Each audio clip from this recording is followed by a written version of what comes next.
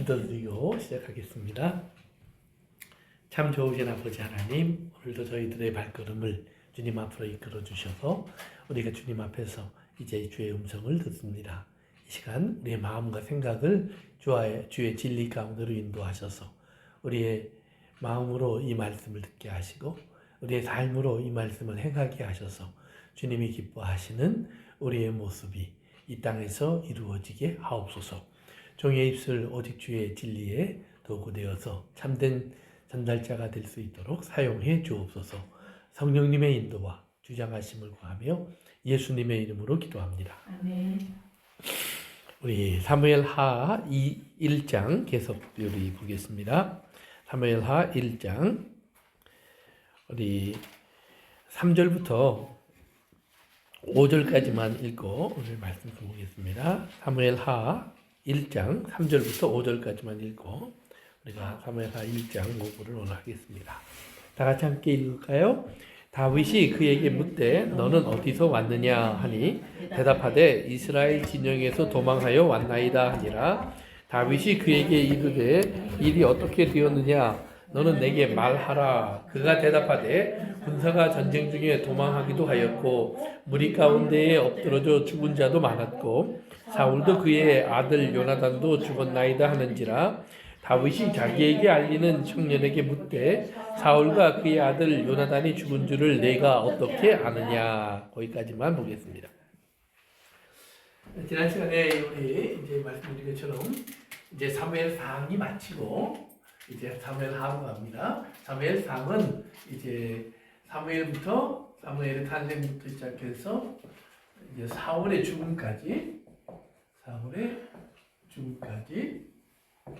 이제 쭉 기록이 되어 있습니다. 그러면서 이 과정 속에서 하나님은 다윗이라고 하는 이제 이스라엘의 하나님의 택하신 왕을 준비하시는 그 이제 과정을 함께 또한 보여주고 있습니다. 그래서 이제 사울의 죽음은 다윗과 사울이 같은 시기에 동시에 두 개의 전쟁을 하죠. 다윗은 아말렉과 전쟁을 했고 사울은 블레셋과 전쟁을 했습니다. 그런데 사울은 졌고 다윗은 승리해서 돌아왔습니다. 그래서 다윗은 다윗의 위기를 하나님의 은혜 가운데 받고 사울은 이제 자기의 위기 속에서 결국은 목숨까지 잃어버리는 그 과정을 겪게 됩니다. 그래서 이제 오늘 이제 이 전쟁이 사울의 죽음으로 전쟁이 끝났을 때 이제 이 전쟁에 참여했던 아말렉 소년이라고 성경에 나오는데 아말렉 소년 한 명이 다윗에게 찾아옵니다. 그는 손에 이제 사울의 왕관과 그다음에 팔찌를 들고 이제 사울이 죽었다는 것을 증명할 수 있는 증거를 갖고 다윗을 찾아옵니다. 아마 다윗을 찾아왔을 때 이 소년의 마음에는 뭔가 그래도 자기를 또 이렇게 받아주고 또 높여줄 줄 아는 그런 어떤 바람 같은 것이 있었을지도 모를 거예요. 그런데 이제 재밌는 거는 왜 아말렉 사람이 사울의 옆에서 전쟁에 참여했을까 하는 그런 이제 질문이 생기게 됩니다. 그런데 이제 두 가지의 가능성이 있어요. 하나는 전쟁이 일어났다. 그러면 그때 이제 보는데 쫓아다니면서 이제 떨어지는 부스러기라도 가져가려고 하는 그런 모습들을 우리가 볼 수 있습니다. 예를 들면 미국에서도 이제 무슨 큰 뭐 홍수가 났다, 불이 났다, 뭐 이런 얘기 들어보면 그러면 이제 꼭 거기 들어가서 집집마다 돌아다니면서 훔쳐가는 사람들이 있죠. 그런 식으로 이제 그런 목적으로 갔을 사람일 수도 있다. 한편으로는 또 하나는 아말렉 사람이라고 하는 이 소녀는 이제 이스라엘과 꾸준히 전쟁을 많이 했기 때문에 포로로 잡혀온 어린아이가 어느덧 자라서 이제 전쟁에 나갈 때 시종으로 따라다니는 사람이 됐을 수도 있다. 그런 이야기를 합니다. 또 이스라엘 사람들 이야기에는 그 도액이라고 하는 사울에게 다윗이 이제 제사장 마을에서 이 밥도 먹고 골리앗의 칼을 가지고 떠났습니다 하는 것을 보고했던 도액이라는 사람이 아말렉 사람인데 그의 가족이었을 거다. 그렇게 얘기하는 사람들도 있습니다. 그러나 정확히 누군지는 모르지만 어쨌든 간에 이방인인 것은 확실하다라는 말이에요. 그런데 이제 다윗이 이 사람이 와서 전쟁에서 이렇게 패배했습니다라는 보고를 하면서 다윗과 요나단과 그리고 사울도 죽었습니다고 하니까 이제 재밌는 얘기가 있어요. 4절에 한번 가서 다시 봅시다. 4절. 다윗이 이르되 일이 어떻게 되었느냐. 이것은 여러분들이 그 사무엘상 처음 4장으로 가면 사무엘상 시작 부분에 전쟁이 한 번 있었죠. 무슨 전쟁이 있었죠? 기억나세요?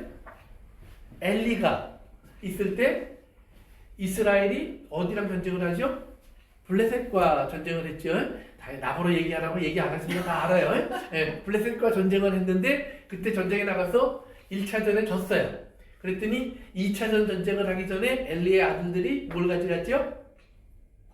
그렇죠. 법궤. 예, 그래서 법궤를 가지고 전쟁에 가서 야 이제 우리가 이겼다. 신이 나서 딱 전쟁을 했는데 거기서 이제 대패를 해서 엘리의 아들들도 죽고 법궤도 빼앗기는 그런 패배가 있었고 그 말을 듣고 엘리도 죽고 엘리의 이제 며느리도 죽고 그리고 엘리의 이제 며느리가 죽으면서 낳은 아들들을 이가봇 하나님의 영광이 떠났다라는 이름을 붙여주고 이제 엘리의 집안이 멸망하는 그런 내용이 나오는데 그 과정을 통해서 이제 우리가 하나님께서 이제 엘리에게서 사무엘에게로 리더십을 옮기는 모습이 여기 나와요. 그 리더십이 옮겨가야 하는 이유는 하나님의 일을 이제 완성하기 위해서.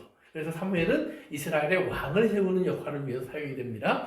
그런데 그 사무엘상 4장에 그 이야기 나오는데 보면 엘리가 전쟁의 소식을 기다리고 있다가 전쟁에서부터 이제 소식을 듣고 막 달려오는 한 사람을 보고 한 말이 바로 이 말이에요. 어떻게 되었느냐? 근데 다윗도 똑같이 어떻게 되었느냐라고 하는 그걸 물어봐요. 그러니까 굉장히 궁금해하고 있고 소식에 목말라하고 있음을 알 수 있습니다. 그 다음에 보고 내용도 거의 똑같아요. 엘리의 아들들이 죽었습니다. 요나단과 사울이 죽었습니다. 라고 해서 이스라엘의 패배와 이제 죽음을 보고합니다. 그 패배와 죽음 속에서 우리가 알 수 있는 것은 뭐냐면 사울의 시대의 종말입니다. 하나님께서 사울의 시대의 종말을 그렇게 만드셨다는 말이에요. 그러니까 누구를 통해서? 블레셋을 통해서. 그럼 블레셋은 뭐의 상징이냐 하면 이스라엘이 원래 가나안 땅에 들어와서 다 죽이고 쫓아내고 이제 순수하게 이스라엘 사람들의 세계를 만들었어야 해요.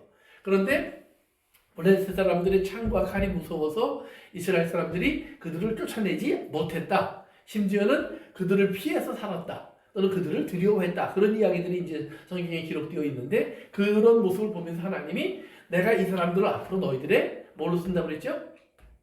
가시로 쓰겠다 그래요. 가시. 그래서 너희들이 정말로 내 말을 두려워하는지 듣는지 따르는지 그것을 시험하는 도구로 내가 블레셋을 쓰겠다 그랬거든요. 그래서 사울이 블레셋에 죽었다라는 말은 뭐예요? 사울이 하나님의 음성을 따르는데 실패했다라는 걸 보여주는 거예요. 그래서 이제 사울 시대의 종말, 즉 어떤 종말이냐? 하나님의 말씀을 순종하는 데 실패한 사람의 종말이에요. 순종의 종말.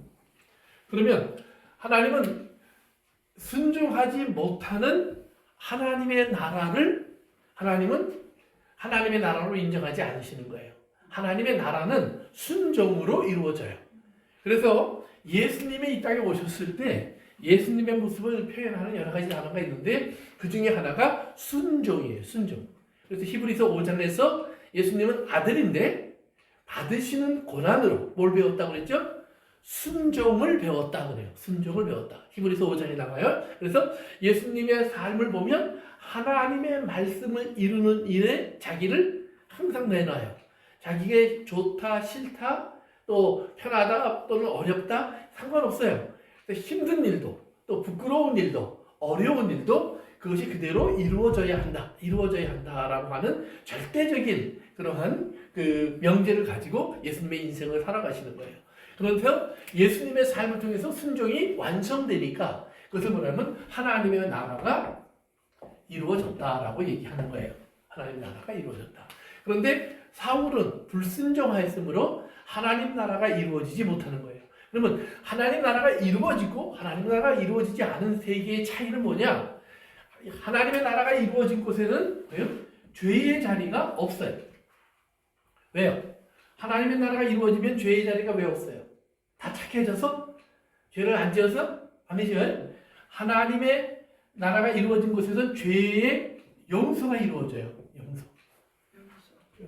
그래서 용서를 통해서 항상 회복되고 거룩해지고 의로워지고 온전해지는 하나님의 사랑의 역사가 계속 진행되는 거예요.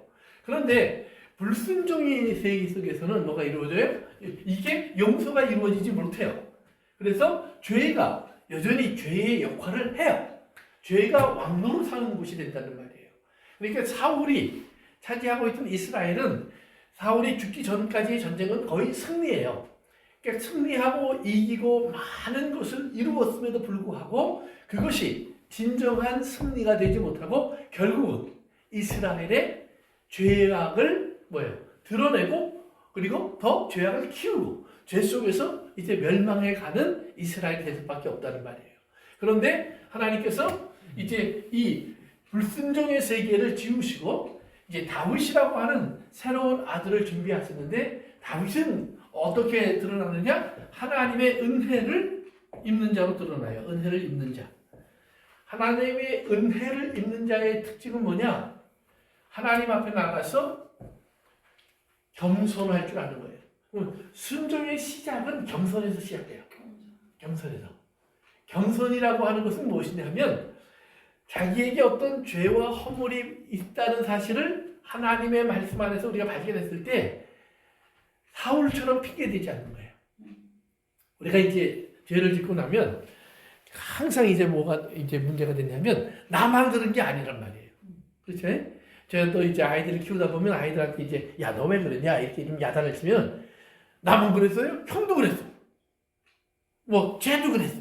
서로 쟤도 그랬다는 거예요. 그러니까 다 같이 그랬으니까 괜찮은 말이냐? 왜 나만 야단치냐 이 말이에요. 우리 제가 티켓 받은 이야기를 듣는 중에 한 분은 트래픽 티켓인데요. 어떤 분이 이렇게 차를 타고 이렇게 가는데 자기 순경이 세우더라는 거예요. 그래서 이제 서서 보니까 왜 세웠냐? 그래서 이제 알아보니까 속도가 좀 빨랐다. 그래서 티켓을 내가 이제 띄워야 된다라고 얘기를 하니까 이 사람이 왜 나만 잡냐? 저기 다 가는데 나보다 빨리 가는 애도 있고 그랬더니 순경이 그건 나는 모른다. 네가 빨리 간 건 안다. 이게 우리는 지금 다른 사람이 어떤 죄를 지었냐는 그게 중요한 게 아니에요. 지금 내가 무슨 죄를 지어서 하나님 앞에 발견됐다고 하는 것이 중요한 거예요. 그러면 내가 발견됐을 때 하나님 쟤는 놔두고 왜 나한테만 그래요? 이게 아니라 하나님 죄송합니다. 잘못했습니다. 하고 내가 어떻게 할까요? 그러면 하나님이 그 죄를 인정하는 자는 용서하세요. 그러니까 죄를 죄로 깨달으면 돼요. 그런데 이제 사울은 죄를 용서를 구하지 않고 뭐예요? 그거를 다른 걸로 갚으려고 해요. 그러니까 이렇게 죄 짓고 나면 우리는 괜히 잘하는 거 있죠? 네? 잘하는 거 있지? 왜, 이런 얘기가 적합한지 모르지만, 가정에서도 보면 남편이 바람 피고 나면 집에 들어올 때 뭘 가지고 가요? 예, 꽃 사갖고 들어온단 말이에요. 이게 꽃 사갖고 들어오는 남편이 있으면 조심하셔야 되는 거예요. 그러니까 우리 삶 속에서 뭔가 잘못하면 괜히 다른 걸로 덮으려고 해요. 그러나 죄는 절대로 내가 단 다른 것 때문에 덮어지지 않아요. 99가지를 잘했어도 한 가지가 잘못되면 죄인이 되는 거예요. 그러니까 감옥에 있는 사람들 보면 나쁜 사람들 아닌 사람들이 너무 많아요. 제가 이제 감옥에 가서 이제 조금씩 일을 하다가 그때 이제 만난 사람들도 보면 정말 사람이 대화해보면 성품도 괜찮고 다 좋아요. 그런데 한 가지 잘못했어. 심지어는 살인을 한 사람도 있고 또 해서는 안 될 정말 끔찍한 일을 한 사람도 있고 또 작은 일을 한 사람도 있고 그렇지만 그 한 가지 때문에 지금 감옥에 있는 거예요. 그러니까 우리는 죄인이 됐다고 했을 때 내가 얼마나 상대적으로 얼마나 나쁜 사람이기 때문에 죄인인가 이게 아니라 그 한 가지가 나에게 있다는 사실을 깨닫고 온전하지 못함을 하나님께 고백할 줄 알아야 돼요. 그러면 하나님께서는 이제 우리를 하나님의 나라로 회복시킬 것을 우리가 믿는 겁니다. 그래서 하나님은 사울의 죽음을 끌어내시고 이제 다윗을 세워주시는데 이제 우리는 다윗을 따라가면서 이걸 볼 거예요. 하나님의 은혜가 세운 나라. 그러면 은혜가 세운 나라와 은혜가 사울이 왕으로 있었던 나라의 차이는 없어요. 둘 다 죄가 많고, 둘 다 문제도 많고, 둘 다 싸움도 많고, 집안도 난리법석이에요. 그럼에도 불구하고 하나님은 다윗의 집안은 계속 용서해 가시는 모습이 드러나요. 그러면 왜 용서해 가실 수 있느냐? 바로 다윗의 겸손이에요. 겸손을 통해서 다윗은 하나님 앞에 무릎 꿇을 줄 알아요. 그러니까 순종은 최소가 그거예요. 하나님 앞에 무릎 꿇을 줄 아는 거예요. 그래서 무릎 꿇고 나면 그 다음에 우리는 어떻게 걸어야 되는 줄 알아요. 다윗의 삶을 보면 몇 걸음 안 걸은 거예요. 사실은 죄 짓고 산 시간이 너무 많아요. 그런데 그 몇 걸음이라도 가는 그 한 걸음 한 걸음이 하나님은 귀한 거예요. 그래서 오늘 우리의 삶 속에서도 우리의 허물과 우리의 잘못 속에서 여러분들이 포기하지 말고 우리가 하나님의 은혜 속에 들어갈 줄 아는 지혜를 배우셔야 돼요. 그러면 오늘 우리가 왜 하나님의 나라 속에 있느냐? 우리의 왕이 누구죠?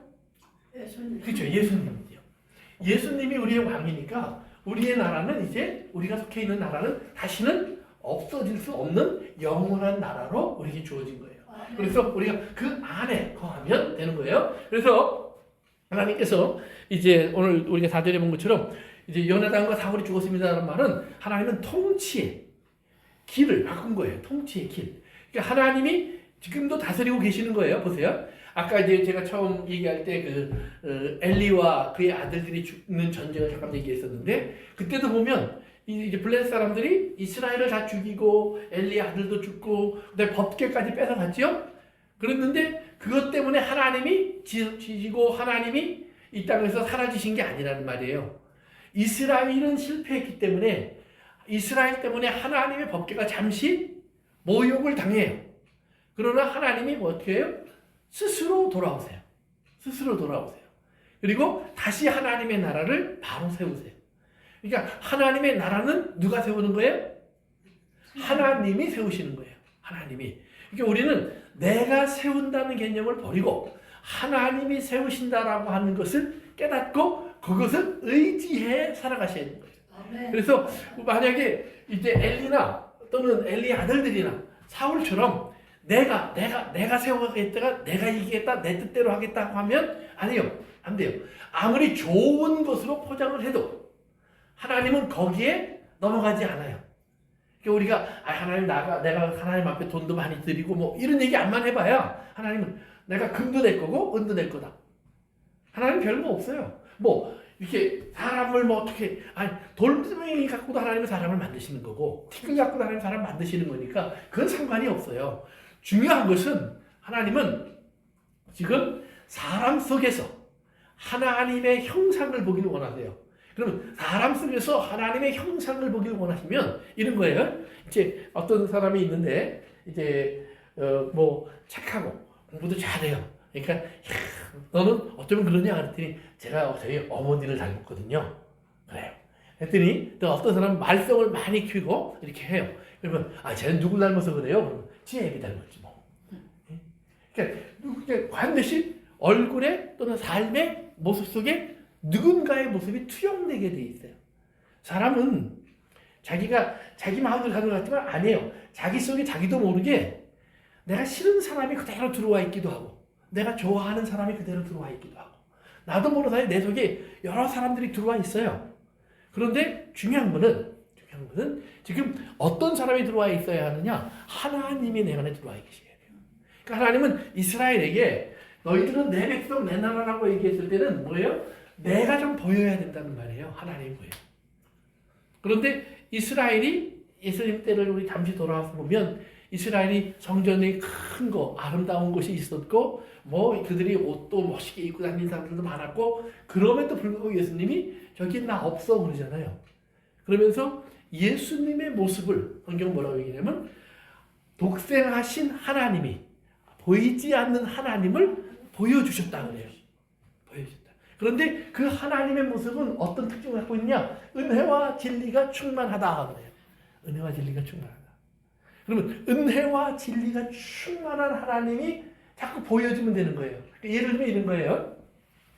예수님이 나면서 앞을 보지 못하는 사람을 고치셨어요. 이 사람이 눈을 뜨고 그 다음에 이 사람이 하나님을 찬송하면서 그래요. 이런 일을 하실 수 있는 것은 하나님밖에 없습니다. 맞아요. 그렇다면 저분은 하나님이 보내신 분이 맞습니다. 하고 예수님을 하나님의 사람으로 이제 고백을 해요. 그런데 그때 이제 그 사람을 놓고 질문하고 판단하는 사람들은 누구냐? 바리새인, 대제사장, 서기관. 그러니까 성경도 잘 알고 예배를 인도하고 그리고 성전에서 옳고 그름을 판단해주고 하나님의 말씀을 가리키는 사람들이에요. 그러니까 조금도 누구도 허물을 잡기 힘든 사람들이에요. 다 옷도 잘 입고 부유하고 누가 봐도 복 받은 사람들의 모습이에요. 그런데 이 사람이 그 얘기를 하는데 저도 뭐라 하냐면 내가 볼 때 예수는 귀신 들린 놈이다. 하나님이 보낸 사람이 아니야. 그러니까 너희는 하나님을 이스라엘의 하나님을 찬양해. 그랬으니까 이제 이 사람이 아니요 나는 다른 건 모르는데 이스라엘의 하나님은 나를 고쳐준 적이 없는데 예를 들면 그런 거예요. 이분은 나를 다시 보게 했습니다. 나는 하나님을 찬양합니다. 그러니까 이제 이 사람을 쫓아내버리잖아요. 그러니까 그 과정에서 볼 수 있는 게 있어요. 보세요. 자, 앞을 보지 못하는 사람이 보게 됐는데 그 사람과 지금 그 사람에게 따지고 있는 바리새인이나 유대인들과 그들이 예수님을 고쳐준 사람은 눈이 4개가 됐고 그 사람들은 눈이 2개밖에 없었고 이 차이가 있었어요? 똑같은 거예요. 지금 눈을 뜨게 되는 사람과 그 사람을 보면서 얘기하고 있는 사람들이 둘 다 2개씩 갖고 있는 거예요. 똑같은 걸 봐요. 그런데 보지 못하다가 보게 된 사람은 하나님의 은혜가 뭔지를 알았어요. 근데 자기가 보고 있는 사람은 그게 은혜인 줄 몰라요. 아주 중요한 거예요. 지금 우리는 우리 주변에 아팠다가 병이 난 사람을 보면서 할렐루야 하나님 역사하셨어. 그러면 나는 지금 안 아파. 나는 지금 그 사람이 갖고 싶었던 건강을 가지고 있어요. 그러면 내가 은혜를 받은 거예요? 안 받은 거예요? 근데 아팠다가 난 사람하고 나하고 누가 더 많은 은혜를 받았어요? 난 사람 아니죠. 이 사람은 아프기까지 했으니까 내가 안 아팠으니까 훨씬 더 많이 받은 거죠. 맞아요? 틀려요? 맞아요. 그러니까 하나님이 여러분을 다 그냥 이따만한 암덩어리를 하나씩 줘서 의사가 갔더니 아이고 며칠 못 사시겠네요. 가서 맛있는 거나 잡수시고 하고 싶은 거 다 하시고 그냥 가세요. 만약에 그런 소리를 내가 들은 다음에 하나님 살려주세요 그래갖고 어떻게 살았어. 그러면 그 사람하고 나는 그 암도 없었고 여전히 건강해. 그러면 누가 더 은혜를 많이 받은 거예요? 건강한 사람이 많이 받았다고 생각해요. 그렇죠. 당연히 그래야 되는 거예요. 그런데 그렇게 생각이 안 들어오는 거예요. 그렇게 생각이 안 들어요. 이게 큰 문제예요. 그러니까 예수님이 이 땅에 오셔서 지금 하나님의 은혜를 보여주고 있는데 사람들은 그걸 보고 귀신 들렸다 그러는 거예요. 사람들은 그걸 보고 하나님의 사람이 아니고 저건 사탄의 종이야. 이렇게 얘기를 한다. 이 말이에요. 그러면 우리의 삶 속에서 우리가 지금 내가 무엇을 가지고 지금 하나님을 생각하고 하나님을 바라보고 하나님을 판단하고 있는지를 잘 생각하셔야 돼요. 우리의 욕심과 탐욕 때문에 우리가 잘못된 길을 가면 안 되는 거예요. 그래서 이제 사울도 보면 이스라엘의 초대 왕, 마치 아담이 에덴 동산에서 실패하듯 사울도 실패해요. 그러면 하나님이 거기서 보여주는 것이 뭐냐? 우리가 그걸 잘 알아야 돼요. 하나님은 뭘 보여주기 위해서 사울의 실패를 먼저 보여주고 다윗을 세우는가? 이스라엘이 왕을 원할 때 어떤 왕을 원했어요? 기억나세요? 나가 싸워주고. 그렇죠. 다른 나라들 왕처럼 우리를 위해서 싸울 수 있는 왕. 다른 나라들의 왕 같은 왕. 그러니까 이스라엘이 원한 것은 하나님의 사람을 원한 게 아니에요. 다른 나라들 왕처럼 우리를 위해서 나가서 싸워줄 왕. 멋있고 강하고 힘있고. 그랬더니 하나님 뭐라고 그러냐면 그런 왕 세우면 다른 나라 왕처럼 내 거 다 뺏어가고 내 자식들 데려다 전쟁에 내보내고 예쁜 딸들이 있으면 데려다 부인 삼고 네가 뭐 잘해서 뭐 많이 벌어 놓았으면 그 세금으로 걷어가고 그럴 거야. 그래도 좋아? 그랬더니 암요. 좋다는 거야. 신기하죠? 이렇게 힘으로 무언가를 이루려고 하는 거예요. 이 땅에서 재물로 무언가를 쌓으려고 하는 거예요. 이따가 창과 칼로 이기려고 하는 거예요. 제가 요즘 미국을 보면 걱정되는 거예요.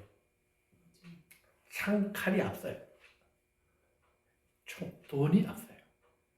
우리나라 대통령이 엊그제 기자들하고 대화를 하면서 뭐라고 얘기했냐면, 그러면 법과 세계의 질서와 우리가 지금 추구했던 가치관들은 어떻게 됩니까?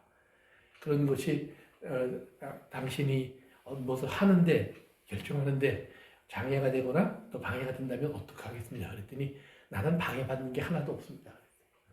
그래서 왜 없습니까? 그랬더니 나를 방해할 수 있는 건 유일한 것은 나밖에 없습니다. 나밖에 없습니다. 내 양심이나 내 생각이나 내 도덕성이 이건 하면 안 되겠다 그러면 안 하겠지만, 그러나 그 외에 뭐 법이 어떻고 세계 질서가 어떻고 뭐 세계 어떤 뭐 지금까지 살아왔던 우리들의 관계가 어떻고 아무 상관없습니다. 내가 하고 싶으면 하는 겁니다. 이 말은 아주 무서운 말이에요. 아주 무서운 말이에요. 그런데 옆에 있는 모든 사람들이 함께 웃고, 특별히 장관들이 같이 웃고, 돈을 가진 사람들이 같이 웃고, 그리고 그를 환호하는 많은 백성들이 있고 교회가 있고, 그러면 정말 우리는 걱정해야 돼요. 지금 우리가 그런 제국 속에 살고 있어요. 혜택을 많이 받죠. 그러니까. 왜요? 나는 베네수엘라 사람이 아니니까. 나는 그릴레네 사람이 아니니까. 나는 이란 사람이 아니니까. 혜택을 많이 받죠. 그러나 어느 순간 그 사람 걸 뺏어갔던 사람은 내 것도 뺏어갔어요. 그 사람을 나와 다른 사람, 우리나라 사람이 아니야 라고 본 사람은 나도 너는 나와 다른 사람이야 라고 말할 수 있어요. 그러니까 우리가 하나님이 사람을 보실 때는 피부, 부요, 능력, 재능, 국가, 문화 이걸 보는 게 아니에요. 사람이기 때문에 하나님의 형상으로 보시는 거예요. 그거 외에는 아무것도 없어요. 그러면 우리의 눈이 거기에 자꾸 장애가 되면 우리는 뭘 구해야 될까요? 이 장애를 거둬달라고 기도해야 돼요. 근데 예수님이 보는 사람을 바라보실 때는 저 사람은 하나님이 바라보시는 눈으로 바라봤어요. 그런데 제자들과 유대인들은 또는 자기 스스로도 암을 못 보는 사람은 나는 무슨 죄가 있어서 이렇게 태어났나 그랬어요. 자기를 그렇게밖에 못 봐요. 하나님의 시야가 없어요. 그런데 하나님 지금 우리가 하나님의 시야를 갖기를 원하는 거예요. 그것이 교회에게 바라는 거예요. 그것이 이스라엘에게 바라는 거예요. 그것이 사울에게 바라는 거예요. 그래서 사울이 그걸 실패해서 다 뺏겨요. 그리고 사울이 이제 죽음을 맞는데 사울을 죽인 다음에 사울이 죽은 다음에 이 소년이 다윗에게 와서 다윗이 이제 물어보죠. 네가 어떻게 사울과 요나단이 죽은 걸 아냐 그랬더니 사울의 죽는 모습을 설명해요. 그렇죠? 근데 거기 보면 이렇게 얘기해요. 내려갑시다.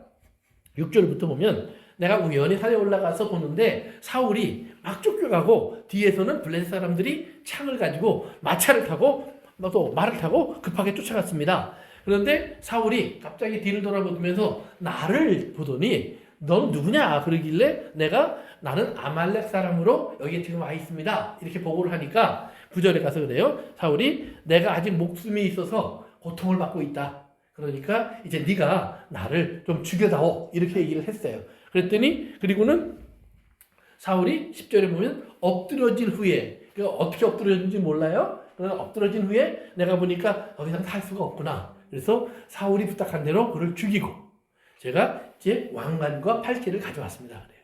그러면 이 이야기와 사무엘상 31장에 나오는 이야기가 똑같지 않아요. 한번 31장으로 가보세요. 바로 앞에요. 사무엘상 31장 4절에 보면 사울이 이제 3절에 보면 이제 화산에 맞아서 중상을 입었어요. 3절에. 그리고 4절에 보면 그가 무기든 자에게 이르되 이 무기든 자는 아말렉 소년이 아니에요. 다른 사람이에요. 무기든 자에게 이르되 내 칼을 빼어 그것으로 나를 찌르라. 할례 받지 않은 자들이 와서 나를 찌르고 모욕할까 두려워하노라 하니 그래요. 그러니까 무기든 사람은 이스라엘 사람이에요. 사울의 이제 뭐예요? 경호 대장 같은 사람이에요. 그런데 이 사람에게 사울이 내가 너무 힘드니까 네가 나를 죽여다오. 근데 이 사람이 사울을 이렇게 바라보는데 뭐라고 그랬냐면 무기든 자가 심히 두려워하여 감히 행하지 아니하는지라 이에 사울이 자기의 칼을 뽑아서 그 위에 엎드려지매. 그래서 사울이 칼을 앞에 놓고 자기가 엎드려져서 자살을 했다는 말이에요. 그래서 그는 죽고 무기든 자도 사울이 죽은 것을 보고 자기도 그 주인과 같이 목숨을 이제 내어놓았어요. 그러니까 성경에 보면 자살하는 얘기가 가끔 나와요. 자주는 아닌데 어쩌다 나오는데 뒤에 보면은 다윗의 아들 누구죠? 머리 긴 사람? 갑자기 압살롬이 반란을 일으켰을 때 압살롬의 책사 역할을 했던 이제 제사장이 있는데 그 사람이 결국은 자살해서 죽어요. 목을 매달아 죽어요.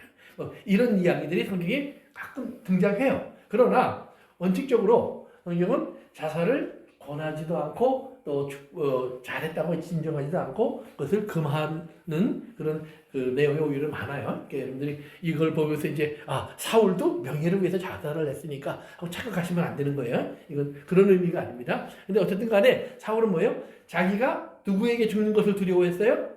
할례받지 않은 사람. 할례받지 않은 사람은 결국 다른 말로 말하면 이방인이란 말이에요. 이방인들의 손에 의해서 죽는 것이 싫었다는 말이에요. 왜냐하면 사사기서에 보면 이방인에게 끌려가서 모욕을 당한 사사가 있어요. 누구죠? 아주 유명한 사람. 머리도 길고. 골리앗. 골리앗은 그 블레셋 장군이고 삼손을 얘기하려고 그러다 골리앗으로 나온 줄로 내가 알아들었어요. 참 괜찮은 목사죠. 네. 골리앗 그래도 삼손으로 들리니까. 그래서 삼손이 이제 블레셋 사람들이 잡혀갔잖아요. 그래서 성경에 보면 그 사람들이 머리 깎고 뭘 돌리게 했죠? 연자맷돌을 돌리게 했어요. 연자맷돌. 그래서 짐승이 하는 일을 하게 했어요. 그리고 가끔 불러다가 재주를 부리게 했다 그래요. 재주를 부리게 했다. 그리고는 깔깔대고 웃고 모욕했어요. 그러니까 그런 기억들이 사울에게 있는 거예요. 물론 사울이 그때 살았다는 말이 아니에요. 그런 기억들이, 이야기들이 사울에게 있어요. 그러니까 자기도 잡혀가면 그런 모욕과 멸시의 대상이 될 수 있다는 사실을 알게 된 거예요. 그러니까 그러니 내가 죽는 것이 낫겠다. 그래서 여기서 자기가 죽음을 택해요. 그래서 이렇게 죽었는데 우리가 조금 아까 이제 본 그 사무엘하 1장에서 아말렉 소년이 보고 한 건 뭐예요? 사울이 자기에게 죽여달라고 얘기했다는 거예요. 근데 어떻게? 자기가 이제 더 이상 살 수 없으니까 네가 날 죽여라. 그래서 자기가 다 검사해보고 자기가 그래서 칼로 죽이고 이제 이렇게 왔습니다. 이렇게 이제 보고를 하는 거예요. 그러니까 이 아말렉 소년의 보고는 기본적으로 거짓이에요. 그러면 왜 이런 보고를 했을까? 다윗에게 잘 보이려고. 우리는 하나님 앞에서 우리의 허물이나 잘못이나 잘한 것이나 다 진솔하게 드러난다는 사실을 아셔야 돼요. 아멘. 뭐와 함께? 우리의 중심과 함께. 우리의 중심과 함께. 그러니까 겉으로 어떤 모습이 있어도 우리의 마음속에 어떤 생각이 있었는지 우리도 잘 모를 수 있는 그것까지 하나님은 항상 보시고 아시고 거기에 따라 판단하시는 거예요. 그러니까 우리가 하나님은 중심의 깨끗한 자를 그래서 하나님 찾으시고 우리가 또 마음을 그렇기 때문에 깨트리고 부수고 하나님 앞에 이 마음을 정결하게 해달라고 하는 사람들을 하나님이 기뻐하시는 이유가 거기에 있는 거예요. 그래서 우리는 우리의 어떤 겉모습을 가지고 하나님을 찾아가는 것이 아니라 항상 우리의 중심 속에서 하나님을 만나야 된다는 사실을 기억하시고 오늘 이 소년이 이런 보고를 하니까 다윗이 그를 가차없이 죽여요. 그러면서 왜 죽이냐면 이방인으로 할례받지 못한 사람으로 하나님의 기름 부음 받은 사람을 죽였다는 거예요. 그래서 다윗이 사울과의 관계 속에서 항상 보여줬던 게 뭐예요? 다윗에게 죽일 기회가 있지만 사울을 죽이지 않아요. 왜 안 죽였죠? 그렇죠. 하나님의 기름 부음 받은 사람. 그러니까 하나님의 기름 부음 받은 사람 제가 이제 설명을 했었지만 크게 두 가지. 하나는 메시아적인 역할을 하는 사람이에요. 그러니까 지금 사울이 비록 잘못된 길을 가고 있지만 하나님이 기름 부었다는 말은 뭐냐면 하나님이 그 사람도 세우셨다라는 말이에요. 참 힘든 일이에요. 잘못된 사람인데 하나님이 그 사람을 세워요. 그러면 하나님이 그 사람을 왜 세웠어요? 누가 원했어요? 그러니까 이스라엘이 원했어요. 아주 중요한 거예요. 그러니까 우리가 지금 이 땅의 물질이나 이 땅의 어떤 명예나 이 땅의 어떤 자랑을 우리가 좋아하고 원하면서 하나님 내게 그걸 줄 수 있는 축복을 주세요. 하나님은 그런 하나님이 되어주세요. 라고 기도할 때 우리는 그런 것을 경험할 수도 있다는 말이에요. 그러면 그것이 하나님이 주신 거 맞아요. 그렇죠? 사울처럼. 그러나 그것이 진짜 복일까요? 라는 질문을 하죠. 그러니까 우리가 그 물질 앞에서 사울처럼 하나님의 뜻을 따르지 못한다면 그 물질 때문에 하나님의 뜻을 따르지 못한다면 그 물질은 내게 뭐가 되는 거예요? 올무예요. 올무예요. 나의 사슬이에요. 그렇기 때문에 우리가 하나님 앞에서 감당할 수 없는 것을 받는 것은 지혜로운 게 아니에요. 그런데 사람은 누구나 똑같아요. 목사라고 다르지 않고. 근데 어쨌든 간에 다시 돌아갑시다. 사울의 실패는 하나님의 나라를 땅의 세계로 바꾼 거예요. 에덴 동산을 탐욕의 동산으로 바꾼 거예요. 하나님은 에덴 동산을 탐욕의 동산으로 바꿔주지 않으셨어요. 에덴 동산은 뭐예요? 지키고 정작하는 거예요. 수고하도록 만드셨어요. 근데 무슨 수고? 사랑의 수고. 그런데 사랑의 수고를 할 수 있는 곳을 인간은 지옥으로 만들었어요. 서로를 욕하고 벌거벗음을 꼬집고 그리고 심지어는 하나님을 두려워해서 숨어야 할 곳으로 만들었어요. 그렇다면 그건 필요 없는 에덴이에요. 나가라고 하는 거예요. 그리고 다시 하나님의 집을 만들었어요. 들어올 수 있는 집. 이게 뭐예요? 이스라엘, 성전. 다시 하나님을 만날 수 있는 곳을 주셨어요. 그래서 이스라엘이 또다시 거기를 그런 곳으로 만들었어요. 자기들의 자랑, 명예, 인기 또는 자기들만의 축복으로 바꿔놨어요. 하나님이 그걸 다 허물어 버리셨어요. 이 땅에 남겨놓지 않으셨어요. 지금 이스라엘은 다시 짓겠다고 하는데 아니요, 못 질 거예요. 하나님은 예수님을 통해서 다시 세우셨어요.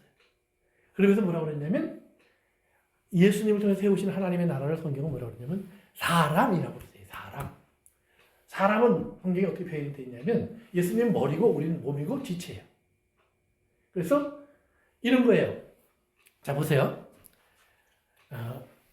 이제 축구 선수가 손흥민이 볼을 팍 넣었어요. 뭘로 넣었어요? 발로 넣었어요. 그랬더니 발이 내가 잘랐지 그래요? 아, 사람들이 손흥민 발은 100만 불짜리야. 아니면 손흥민을 좋아할까요? 발을 좋아할까요? 손흥민 자체를 손흥민이라는 인간 자체를 좋아하겠죠. 발이 했어도 손이 했어도 또 어떤 사람은 손으로 죄를 졌어요. 살인을 했어요. 그러면 손만 나쁜 놈이 되면 되는 거 아니에요? 그렇지? 아니에요. 그 사람이 그러니까 우리는 하나가 됐다는 말의 의미를 잘 몰라요. 그러니까 예수님과 우리가 하나가 됐다는 말은 예수님의 명예는 우리의 명예가 됐고 우리의 실패는 예수님의 실패가 됐다는 거예요. 그래서 예수님은 우리의 실패를 어디까지 감당하시겠다고 얘기했냐면 죽기까지. 그러니까 할 수 있는 모든 걸 다 하시는 거예요. 그것이 예수님의 죽음을 초래하는 것이라면 우리 때문에 죽는 것도 가신 것이 예수님의 사랑이에요. 그리고 동시에 우리를 다시 살리시는 거예요. 그러니까 우리가 하나님의 은혜 가운데에서 하나님의 사람으로 산다고 하는 것은 지금 하나님이 다윗을 통해서 이스라엘에게 다시 하나님의 나라가 어떤 모습인가를 보여주기 원하시는 것은 이제 뭐예요? 용서와 그리고 기다림과 관용과 오래 참음이에요. 동시에 그렇다고 해서 죄를 마음대로 잘하도록 허락하시는 게 아니에요. 죄를 하나님은 참 싫어하세요. 그래서 그걸 어떻게 끊어내시고 세워가시는지를 하나로 딱 묶어놓은 것이 십자가예요. 나는 죄가 이렇게 싫다. 그러나 나는 너희를 이만큼 사랑한다. 오늘 우리들의 삶 속에서 우리가 사울의 죽음과 함께 이스라엘에 그들이 세우려고 했던 왕국은 무너졌다는 사실을 받아들이시고, 그리고 다윗과 함께 이제 하나님이 세우시는 왕국을 이제 여러분도 함께 따라가시면서 그 은혜 안에 함께 들어가서 사실 수 있는 믿음을 갖기를 주의 이름으로 축원합니다. 아멘. 예, 기도하겠습니다. 고마우신 아버지 하나님, 우리의 삶 속에서 우리도 모르는 사이에 우리는 이 땅을 사랑하고 또 육체를 사랑하고 우리의 욕망과 탐욕을 채우는 것을 좋아하는 습성을 갖고 있습니다. 주님, 기도하기는 우리가 그렇게 되도록 버려두지 마시고 우리를 아버지 하나님, 우리 스스로가 우리의 벌거벗음과 더러워짐과 아버지 하나님 부패한 모습들을 볼 수 있도록 깨닫게 도와주시고 그 깨달음 속에서 우리가 주님 앞으로 돌아와 주의 보혈의 씻음을 경험할 수 있도록 인도해 주옵소서. 예수님의 이름으로 기도합니다. 아멘.